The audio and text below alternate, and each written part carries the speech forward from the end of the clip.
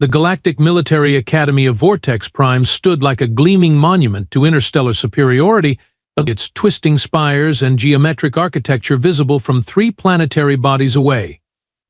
Not that anyone needed the visual reminder. Every sentient species within the consolidated systems knew the Academy produced the finest military minds in 13 galaxies.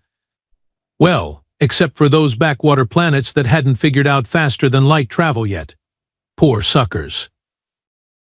Cadet Jax Lorne adjusted his uniform for the 17th time that morning, his 4 slender fingers struggling with the magnetic clasps that never seemed to line up right. His pale blue skin had taken on a slightly darker hue around his neck, the Xanthari equivalent of a stress blush. "Would you stop fidgeting? You look like a Quasarian eel in a salt bath," whispered Prell, his bunkmate and fellow third-year cadet. Prell's species had evolved from something resembling Earth's octopi, though no one would dare point that out. His skin rippled with yellow annoyance patterns. "Easy for you to say," Jax Lorne muttered.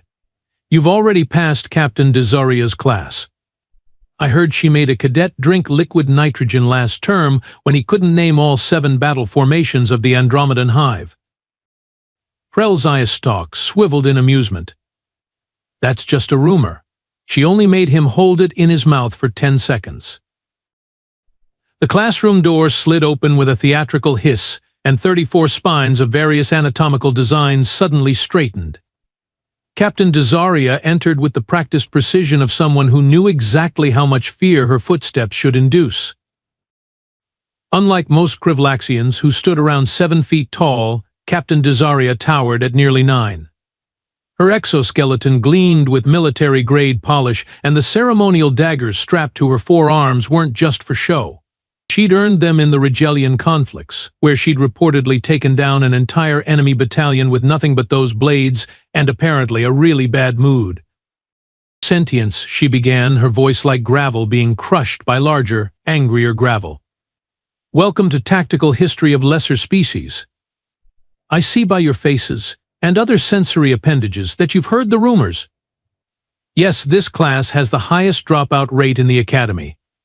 Yes, I take personal pride in that statistic." She activated the holographic display at the center of the room. A small blue and green planet rotated slowly. "This term, we're adding a new species to our study. Planet designation, Earth. Species, human. Technological advancement, laughable. Military threat assessment, negligible." Her mandibles clicked in what might have been amusement. "These creatures haven't even colonized their own moon permanently, despite landing on it centuries ago." Jax Lorne raised a hesitant finger. Captain Desaria's compound eyes swiveled toward him with predatory focus. "Question, Cadet Lorne? Or should I just call you future dropout?" A nervous titter rippled through the classroom. "If they're so primitive, ma'am, why are we studying them at all?" The captain's exoskeleton creaked as she leaned forward. "Excellent question. Perhaps you'll survive the week after all." She expanded the hologram, zooming in on various regions of Earth. The Galactic Council recently intercepted some of their communications and military footage. The preliminary analysis was interesting enough to warrant closer study. She straightened up, mandibles clicking thoughtfully. "Sometimes, Cadet Lorne, the most dangerous predators aren't the ones with the sharpest teeth or the most advanced technology. Sometimes they're the ones with nothing to lose and everything to prove. The Academy believes in being prepared for all possible threats, no matter how unlikely." The way she said unlikely made Jax Lorne's spine ridges quiver. This was supposed to be an easy credit, a joke class about primitive species that couldn't even achieve stable antimatter containment. So why did Captain Desaria sound almost respectful? "Now," she continued, her tone shifting to something approaching enthusiasm, which was somehow more terrifying, "let's begin with basic human physiology. Note the complete lack of natural armor, secondary limbs, or redundant organs. Pathetic, really." Jax Lorne settled into his seat, already dreading whatever homework would come from this class. If Captain Desaria found these humans interesting, they couldn't be as harmless as they appeared. Your assignment, Captain Desaria announced as the first-class session drew to a close, is to analyze 15 standard hours of human combat footage. I want a full breakdown of their tactics, weaknesses, and psychological patterns. She paused, her mandibles clicking in what might have been a smile. And to make it interesting, the team with the most insightful analysis won't have to participate in next week's toxic atmosphere survival drill. A murmur of excitement rippled through the classroom. Nobody wanted to do the toxic atmosphere drill. Last year, 3 cadets had dissolved. Dismissed, Captain Desaria barked, and 34 alien cadets scrambled to their various appendages. Outside the classroom, Jack Slorn let out a long breath he hadn't realized he'd been holding. 15 hours of watching primitive monkeys throw rocks at each other? Kill me now. It could be worse, said Prell, his tentacles gesturing philosophically. Remember the Gulbarian digestive system exam? Jack Slorn shuddered. Fair point. Hey, you two planning a study group for the human project? A melodic voice floated down the corridor. Tara Quinn approached, her crystalline body refracting the hallway lights into dazzling patterns. As a Lumidian, she was essentially a sentient crystal formation with remarkable analytical abilities and the most beautiful harmonics when she spoke. Behind her lumbered Nivex, a draconian exchange student whose scale-covered body seemed too massive for the Academy's standardized corridors. Steam occasionally puffed from his nostrils when he laughed, which he did now. Primitive humans? This assignment is an insult to our intelligence, Nivex rumbled. My ancestor could have eaten an entire human village for breakfast. That's why we need to work together, Tara Quinn's voice chimed. Captain Desaria never gives easy assignments. There must be more to these humans than we're seeing. Jack Slorn nodded reluctantly. Archive room after final meal? 3 hours later, the 4 cadets gathered in the vast Academy archives. The room hummed with quantum servers storing the collective military knowledge of thousands of civilizations. Their small study pod isolated them from the others, scattered throughout the cavernous space. Access, Earth, military history, visual records, Jack Slorn commanded. The holographic display flickered to life, showing a categorized timeline of human conflicts. By the 7 moons, breathed Nivex. They've had hundreds of wars? On one planet? Must be a cataloging error, Prell suggested, his tentacles dancing across the interface. Let me cross-reference. No, that's accurate. These creatures have been killing each other since they figured out how to sharpen sticks. Tara Quinn's crystalline form dimmed slightly. That's concerning. Or pathetic, Jack Slorn countered. Look at this one labeled World War I. They're fighting in dirt trenches, actual dirt, with chemical propellant weapons that aren't even laser-guided. The display showed grainy black and white footage of human soldiers huddled in muddy trenches, occasionally climbing over the top to charge across open ground. Those uniforms aren't even atmosphere-sealed, Nivex snorted, sending twin plumes of steam into the air. And where are their exoskeletons? Their secondary defense systems? They don't have any, Prell noted, scanning the accompanying data. Humans have no natural armor, no backup organs, and only one brain.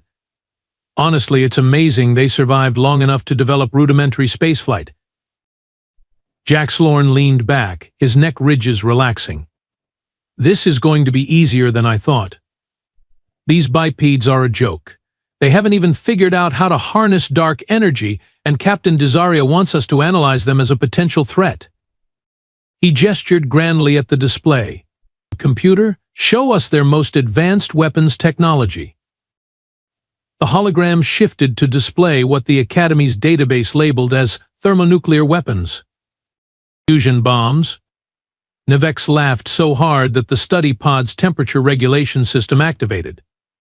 They're still using controlled atomic reactions? My species outgrew that technology before we'd even achieved unified planetary government. Let's just get through these 15 hours quickly, Jax Lorne said, settling in. I'll create a standard threat assessment template. Prel, you document their weapons. Nivex, focus on their physical capabilities. Tara Quinn, you're best at psychological analysis. This will be the easiest assignment of the term, Nivex declared. Watch some primitive bipeds fumble around with outdated technology, write a report saying they're harmless, and skip the toxic atmosphere drill. Tara Quinn's crystalline body pulsed with uncertain light. I don't know, something about this doesn't feel right. Captain Desaria isn't known for easy assignments. You worry too much, Jax Lorne said, starting the first video file. What could possibly be threatening about hairless primates who still use fossil fuels? The screen filled with footage labeled Battle of Stalingrad, 1942 to 1943, and the four cadets settled in for what they assumed would be 15 hours of academic boredom. 2 hours into the Battle of Stalingrad footage, the casual mockery had faded into uncomfortable silence. The four cadets watched as humans fought house to house, room to room, in temperatures cold enough to freeze their primitive weapons. They're still fighting, Nivex finally said, his voice uncharacteristically quiet. Look at that thermometer reading. That's cold enough to put my species into hibernation, and these humans are still fighting. Jax Lorne's neck ridges had darkened considerably. Computer, give me casualty statistics for this battle. The AI responded promptly, estimated total casualties for the Battle of Stalingrad, approximately 2 million military and civilian deaths. 2 million? Prel's tentacles curled in distress. That can't be right. That's more than the entire population of the Zenthari home system. In one battle, Tara Quinn added, her crystalline form pulsing with a troubled orange hue. Computer, how many total casualties for this World War II conflict?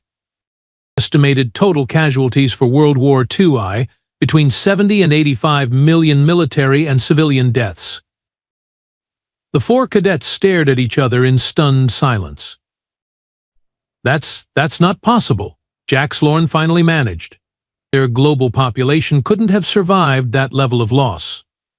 Global population at the start of World War II was approximately 2.3 billion, the computer supplied helpfully. Casualties represented approximately 3% of the world population. Nivex's scales had paled to a sickly gray. They just kept going? After losing that many of their species?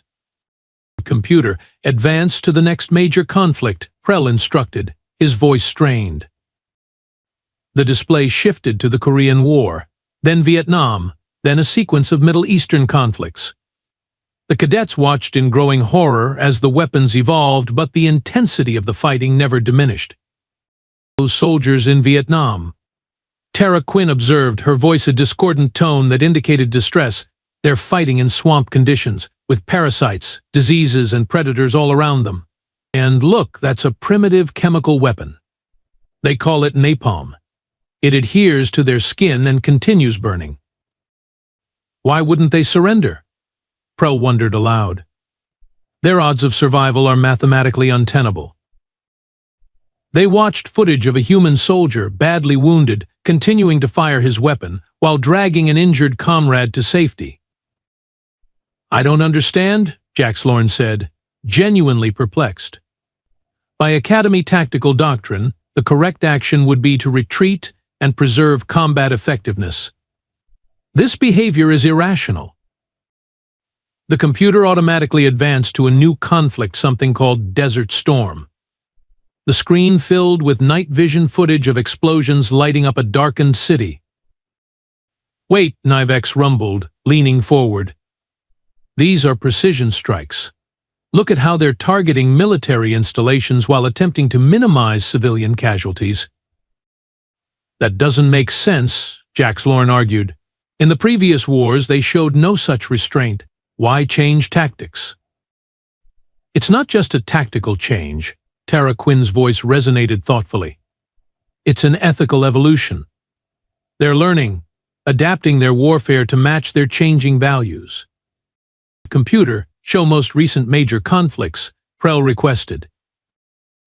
The display shifted again, showing special forces operations, urban warfare, and counterinsurgency tactics. These soldiers, Nivex observed, pointing at footage of a squad moving through a building, they're checking every room before firing. They're confirming targets are combatants. But that decreases their survival probability by 23%, Jax Lorne objected. Why would they risk their lives to avoid killing non-combatants? It's tactically unsound. The room fell silent again as they continued watching. A human soldier threw himself onto what the computer identified as a grenade to save his comrades. That's deliberate self-termination to save others, Prell whispered, his tentacles perfectly still for once. I've never seen any species do that except in defense of their own offspring. We should watch more, Tara Quinn suggested, her color now a deep, contemplative blue. I think we're missing something fundamental about these humans. Jax Lorne nodded slowly, a creeping unease settling in his gut. Computer, show us their training methods. How do they create soldiers willing to do this? As the display changed to show human military training footage, Jax Lorne exchanged worried glances with his fellow cadets. Their initial mockery felt not just misplaced now, but somehow shameful. These weren't the actions of primitive bipeds fumbling with outdated technology. This was something else entirely. Does anyone else feel like Captain Desaria knew exactly what she was doing when she assigned us this footage? Jax Lorne asked quietly. No one answered. They didn't need to. Computer, define guerrilla warfare, Jax Lorne requested, his voice tight with tension.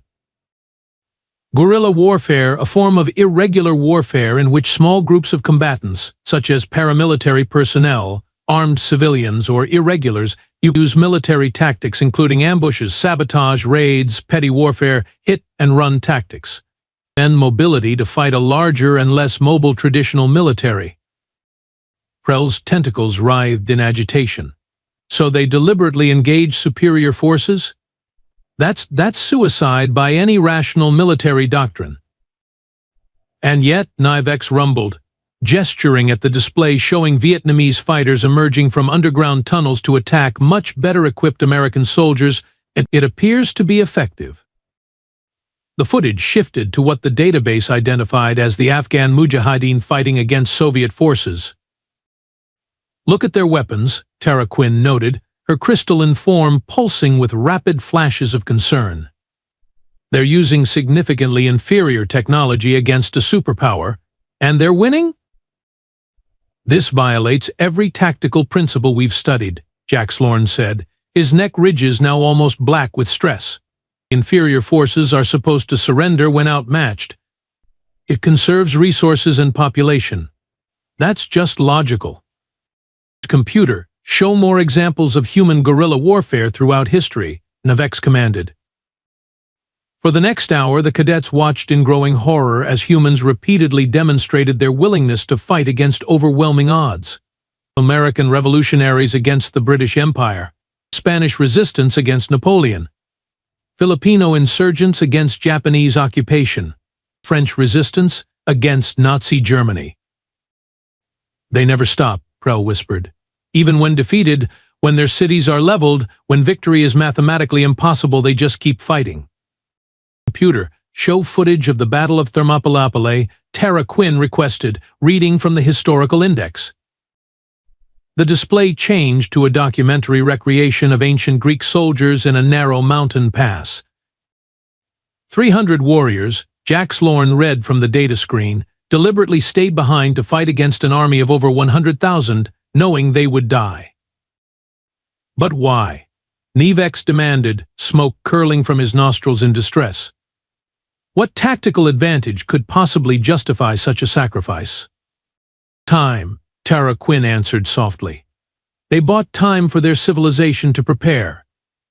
They sacrificed themselves not for victory, but for the mere possibility that others might eventually win. The archive AI helpfully displayed more examples: the Alamo, Masada, the Warsaw Ghetto Uprising. The Last Samurai at Shiroyama. Pavlov's House in Stalingrad. Computer in galactic military history. How many recorded instances exist of forces fighting to the last individual when surrender was an option? Jax Lorne asked, dreading the answer. 17 confirmed instances across all recorded galactic military history, the computer responded. And for humans? Catalogued Earth military history contains 3,547 confirmed last stands where combatants chose certain death over surrender. Prell's skin had lost all color. That's impossible. Computer.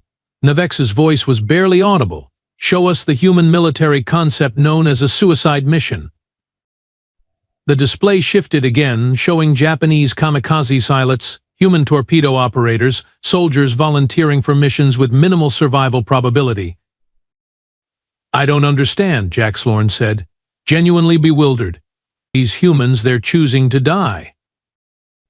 Not exactly, Tara Quinn corrected, her analytical mind finding patterns in the chaos. They're choosing what they die for. Look at their expressions. This isn't about death, it's about meaning. The footage shifted to the Battle of Mogadishu, showing outnumbered American soldiers fighting through the night against overwhelming odds. No Zenthari commander would ever authorize this mission, Jax Lorne observed. The casualty risk assessment would make it automatically disqualified. No Draconian soldier would volunteer for it, Navex added. Our survival instinct is too strong. Computer, what's the human phrase for this behavior? Prell asked. The relevant human military doctrine is encapsulated in several phrases: leave no man behind, death before dishonor, last full measure of devotion, and greater love hath no man than to lay down his life for his friends. The 4 cadets sat in stunned silence, trying to process what they were witnessing. We've been studying military tactics for 3 years, Jax Lorne finally said. Every strategy we've learned is based on rational cost-benefit analysis, force preservation, tactical withdrawal when faced with superior forces. He gestured helplessly at the display. Humans don't calculate the same way we do. They fight differently.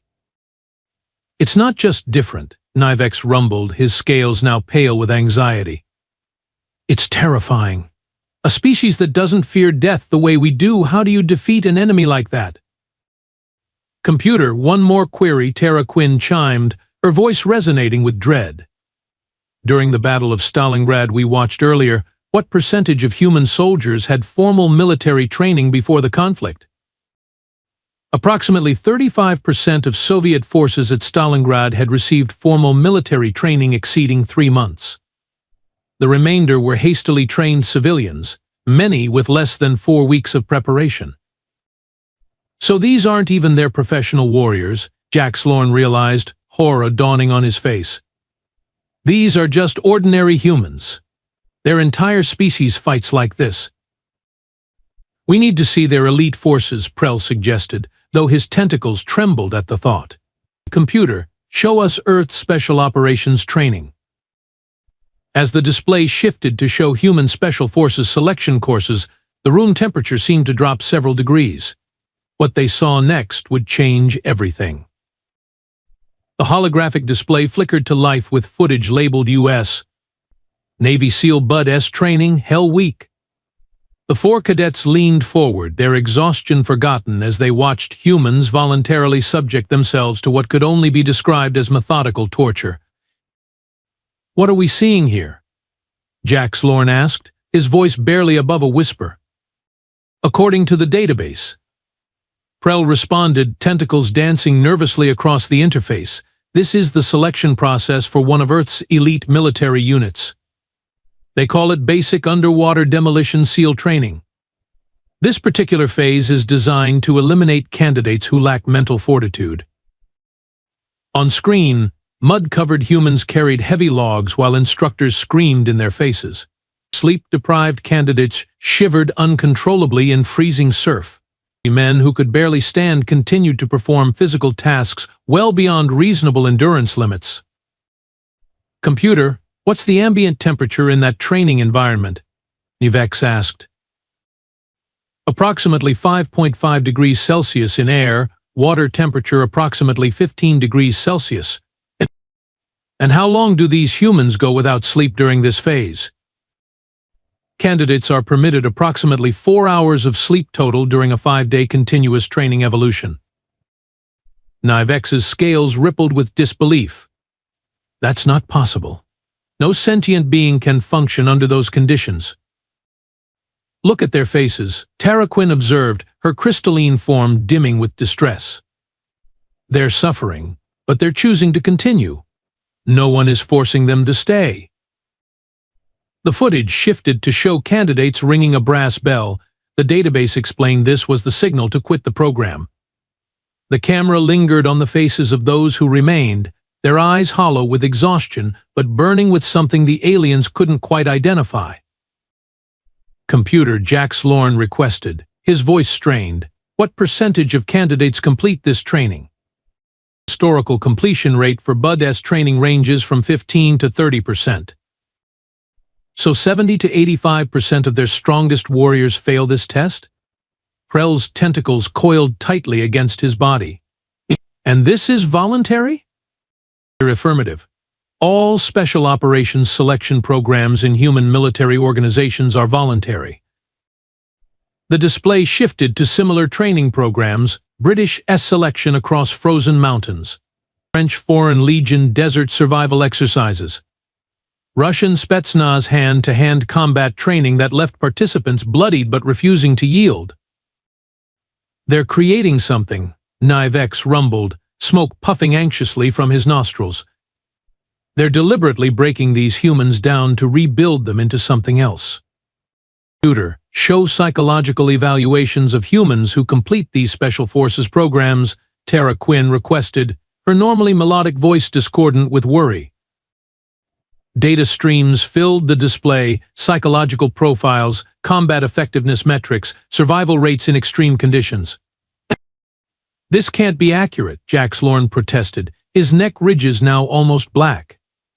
According to this, these humans can continue fighting effectively despite severe injuries, sleep deprivation, starvation, and psychological trauma that would incapacitate any galactic military cadet.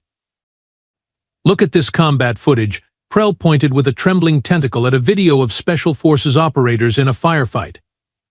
That human has sustained a projectile wound to his extremity, but he's applying self-treatment while continuing to direct his team. The footage shifted again, showing what the database identified as SEER training, survival, evasion, resistance, and escape. The cadets watched in horrified silence as humans were subjected to simulated captivity, torture, and interrogation, all to prepare them for the possibility of becoming prisoners of war. They train for capture, Tara Quinn observed, her voice barely audible. They expect to endure pain without surrendering information.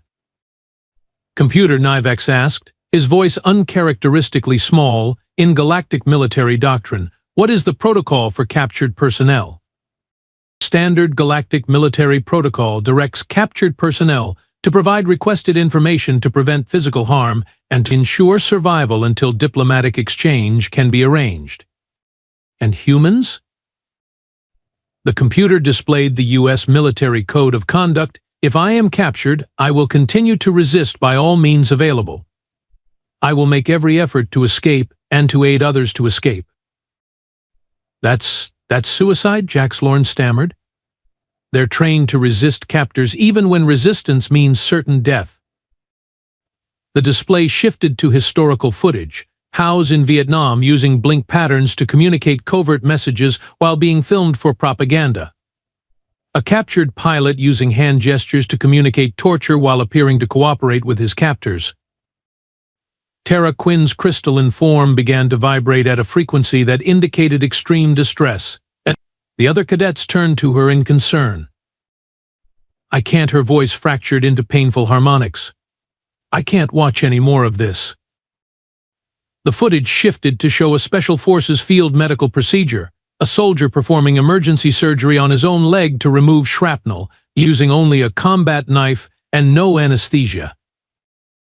With a sound like breaking glass, Tara Quinn abruptly stood, her crystalline form flashing crimson distress patterns.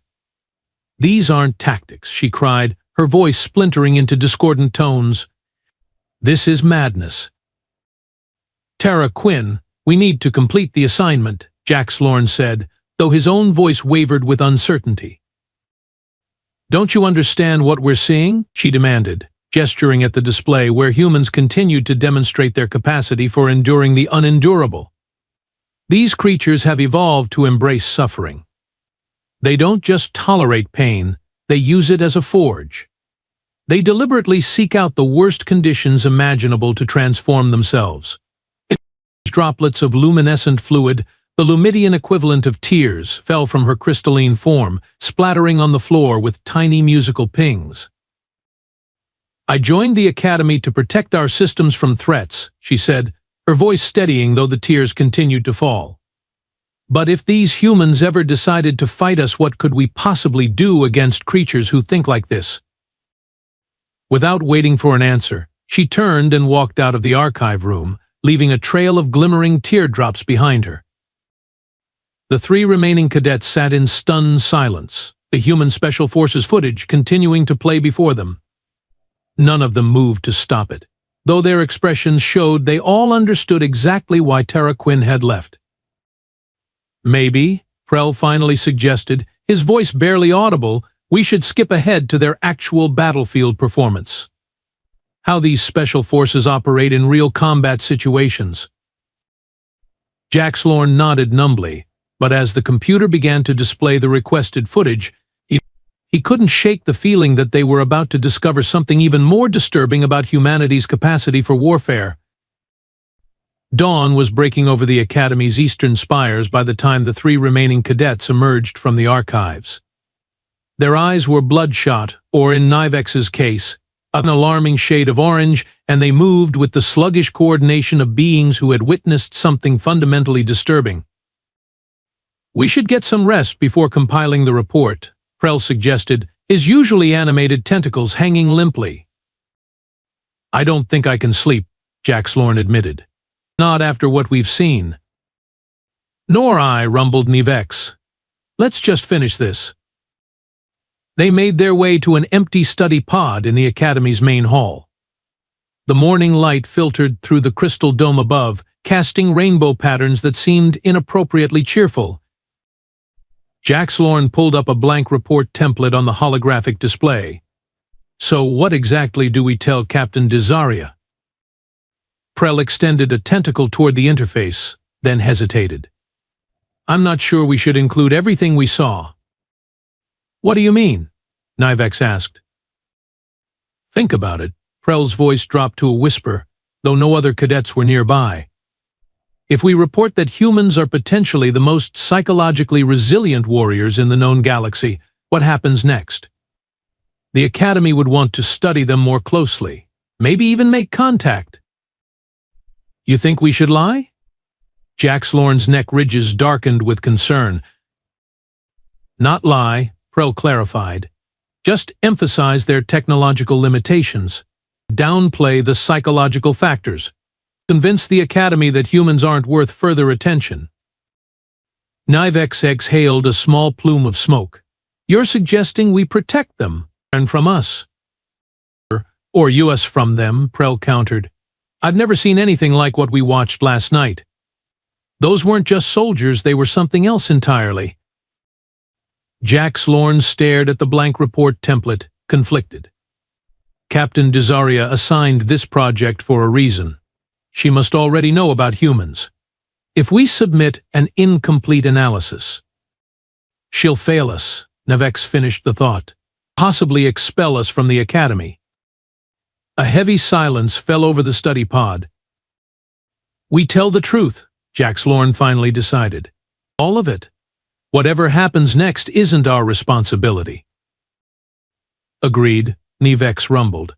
"I won't compromise my honor, even if what we've discovered is unsettling." Prell's skin rippled with reluctant acceptance. "The others will think we're exaggerating. Or worse, that we've gone space mad." "Then let them laugh," Jax Lorne said, beginning to type. We know what we saw. For the next 3 hours, they compiled their findings into the most disturbing military analysis any of them had ever created. They included everything: the scale of human conflicts, their psychological resilience, their capacity for self-sacrifice, and most alarmingly, their ability to adapt their tactics with terrifying speed. Should we include a threat assessment? Nivex asked as they neared completion. Jax Lorne hesitated. Standard protocol would require it. There's nothing standard about what we've seen, Prell argued. How do you quantify the threat level of a species that views death in combat as potentially preferable to surrender? We have to try, Jax Lorne insisted, adding a new section to the report. Under potential threat level? He wrote, technological limitation is the only factor preventing humans from presenting an immediate danger to galactic stability. Their psychological warfare capacity exceeds all known species.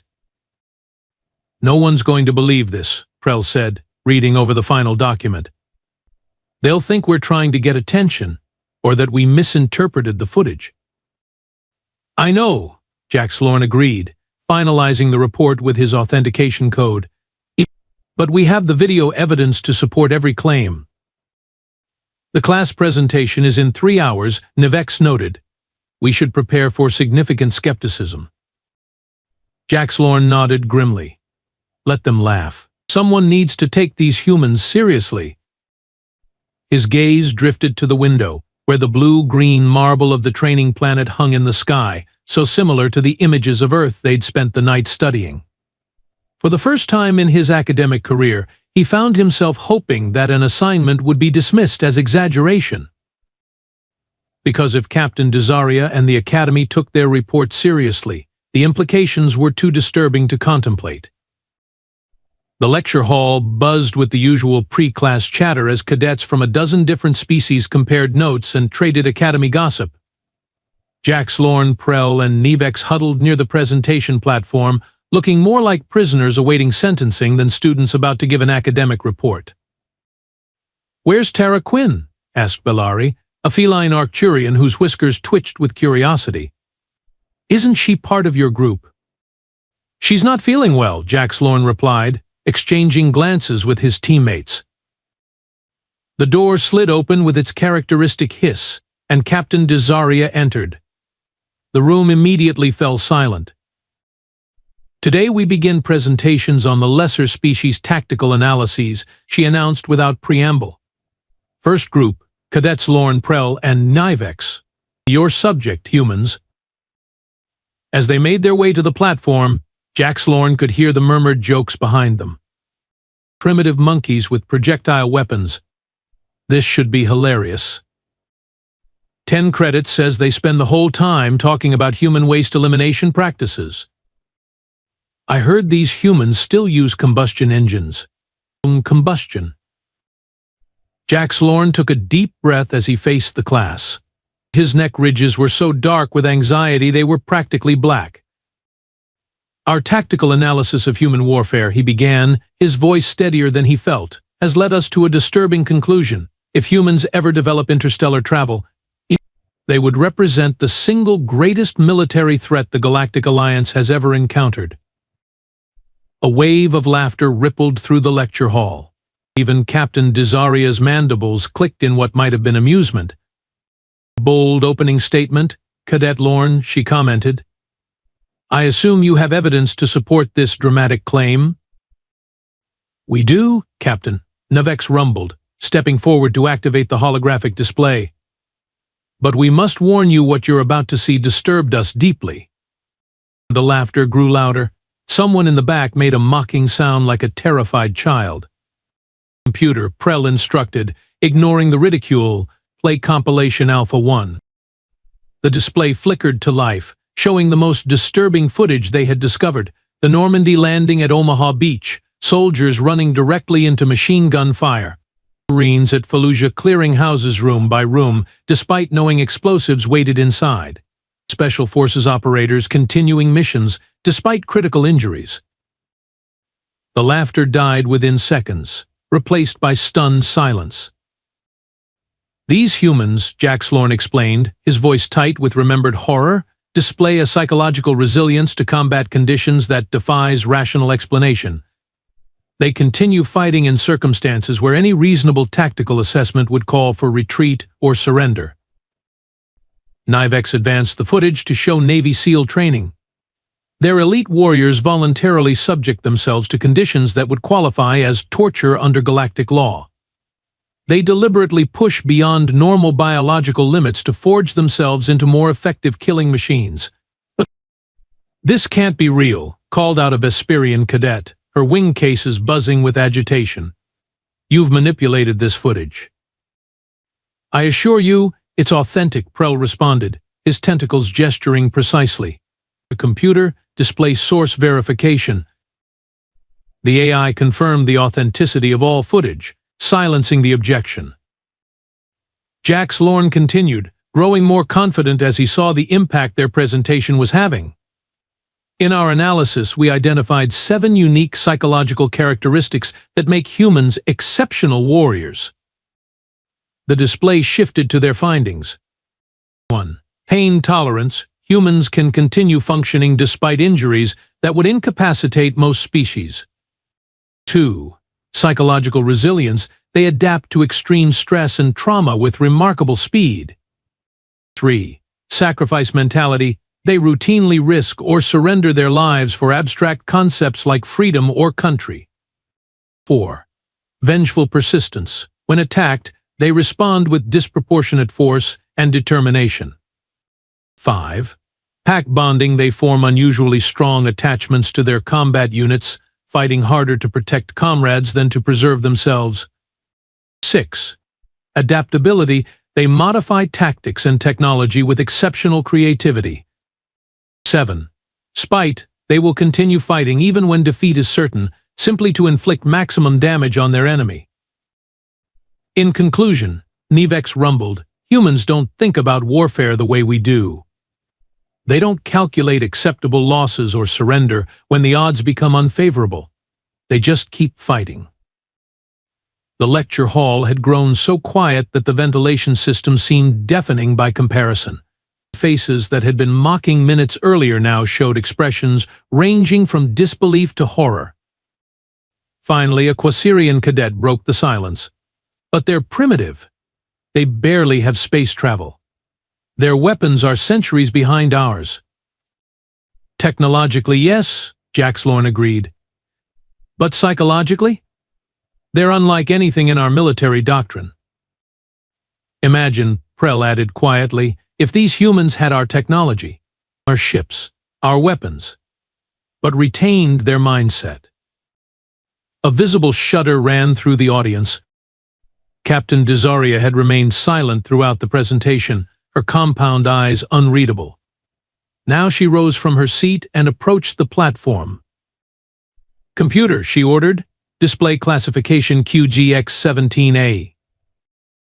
The hologram changed to show an official Galactic Security Council document.